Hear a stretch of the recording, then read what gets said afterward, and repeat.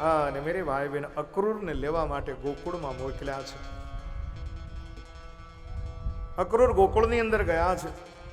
રાત આખી વિરહની અંદર લોકોએ વિતાવી છે અને સવાર થતાની સાથે ભગવંત આજ મથુરા की ओर चल दिए हैं.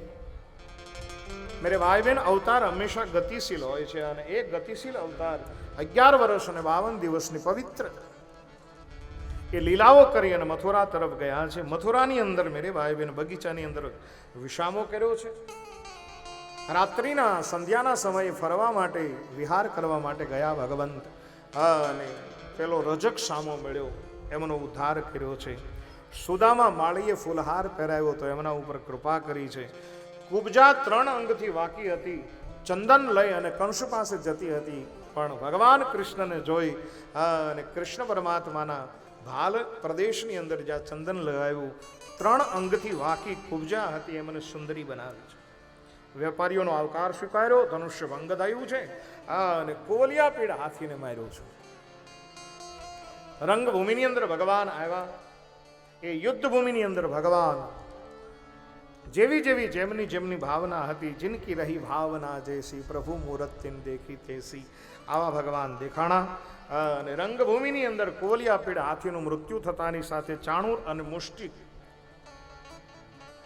એ યુદ્ધ માટે તત્પર બન્યા. ભગવાને એમને પણ માર્યા. શલ અને તોષલ જ્યારે આવ્યા ત્યારે ભગવાન કૃષ્ણએ કીધું કે આ યુદ્ધ સમવયસ્ક સાથે થવું જોઈએ, તમે તો બહુ મોટા છો. ત્યારે ભગવાન કૃષ્ણ આગળ સલ અને તોષલ કહે છે કે અઘાસુરને તે માર્યો, બોલે હા એને મેં માર્યો. બકાસુરને તે માર્યો, બોલે હા એને મેં માર્યો. ત્યારે સલ અને તોષલે કીધું કે આ બે અમારા દાદા થતા હતા, તું નાનો નથી, હાલ યુદ્ધ કરી. અને ભગવાન કૃષ્ણ પરમાત્મા યુદ્ધ કરે છે. ક્ષણના 6થા ભાગની અંદર શલ અને તોષલ મરાણા, જય જયકાર થયા. અને અંતે ભગવાન કૃષ્ણ પરમાત્માએ કંસના વાળ પકડ્યા ત્યારે કીધું કે મને દર્દ થાય છે. ભગવાન કૃષ્ણ કહે છે કે હે મૂરખ, વર્ષો પહેલા તે મારી મા દેવકીના વાળ પકડ્યા ત્યારે દર્દ નહીં થયું હોય.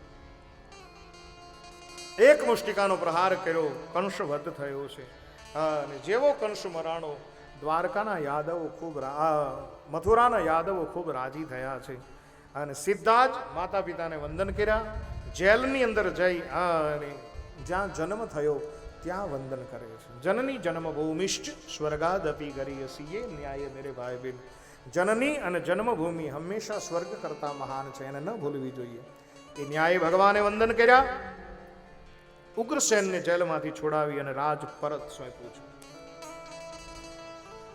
હરુબાબુ ઘણા ગાયકો ગાય છે કે મથુરાના રાજા થયા છો અને ગોવાળોને ભૂલી ગયા છો, પણ ખરેખર મથુરાના રાજા નથી, રાજા દ્વારકાના છે.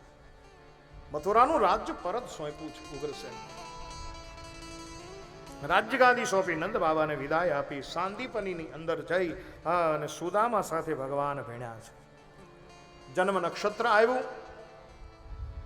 માતાજી એક વખત જન્મ નક્ષત્રની અંદર મેરે ભાઈ બહેન થાળીની અંદર જ્યાં માખણ પીરસ્યું ને, ભગવાન કૃષ્ણ ભોજન લેવા માટે બેઠા અને આજ થાળીની અંદર માખણ જોઈ અને ગોકુળની યાદ આવી છે.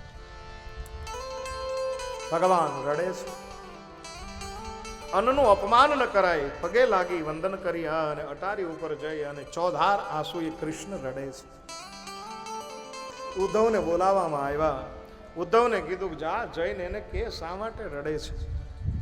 ઉદ્ધવને જોયા અને ભગવાન છાનાર્યા, આંસુડા લૂછી નાખ્યા અને ભગવાનને ઉદ્ધવજી કહે છે કે શા માટે રડો છો.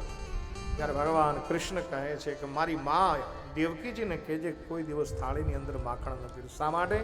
બોલે જ્યારે જ્યારે હું માખણ અને મિશ્રી જોઉં છું ત્યારે ત્યારે મને મારા ગોકુળની બહુ યાદ આવે છે. આપણું બહુ સુપ્રસિદ્ધ પદ, 56 ભોગના થાળ ધરાય છે, 56 ભોગના થાળ ધરાય છે, 56 ભોગના થાળ ધરાય છે, 56 ભોગના થાળ ધરાય છે. માખણની શ્રી મારી રહી ગઈ ગોકુળ,